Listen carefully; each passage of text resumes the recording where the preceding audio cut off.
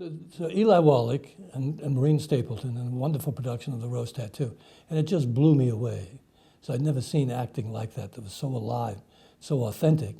And so I said, that's what I want to do. I want to be able to do that, be like that. And after the show was over, I wandered off by myself, left my friends, and I went into a little, like a drugstore, but they used to have like lunch counters in the drugstores, you know?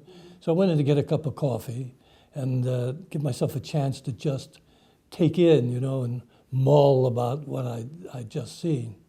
And lo and behold, into the coffee shop came Eli Wallach himself and sat down to have a bite to eat between the matinee and the evening production. He had a couple kids from the show, their children in that show, and he had a couple of them with him. So I screwed my courage up to the maximum. I don't know what I thought he was going to do. And went over and told him how much I liked the performance and how much it meant to me. And he's a great guy. He's a lovely man. And he talked to me for quite a long while about his own career and told me about the Neighborhood Playhouse and Sanford Meisner. So after that, I was hell-bent to go to the Neighborhood Playhouse.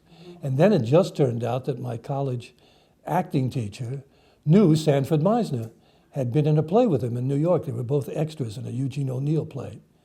So she wrote me a wonderful letter to him, and that's how I ended up at the Neighborhood Playhouse. You know, I really didn't like playing things. I loved to rehearse, but I lost my love of applause and, you know, doing the show every night, and there's no business like show business.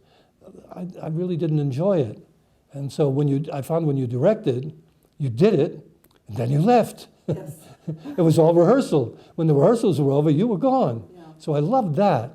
And then from that, I started coaching people. People started coming to me for coaching. And I really loved that. Yeah. And so when Meisner came back from Hollywood, I went to see him and said, okay, I want to try being a teacher anyway. He said, all right. When I thought about writing the book, I didn't write it for a long time. And I didn't because I thought, well, Sandy wrote the book. You know, that's the book, that's it. And then I went to that conference. There was a conference, an ATHA conference, and I was there doing, you were there too. We were doing a workshop in Washington or someplace. I invited you to do that. Yeah. Yes, yeah. And I was so surprised that there were so many questions about it. Yeah. Even from people I knew who studied with Meisner directly. They had so many questions. About how to teach.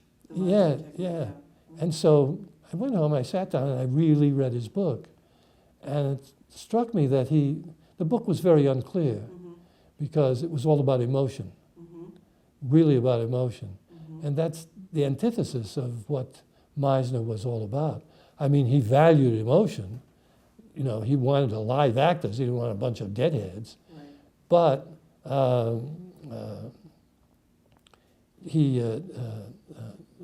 the central part of his work, the center of it was about the reality of doing. I guess the book is very close to what I'm doing right now in the studio. We put a tremendous emphasis on vulnerability, on contact, on listening, you know, and we spend a lot of time on it, and we really take it seriously, and they really master it. You know, so they really listen. They're very responsive because they're very sensitive.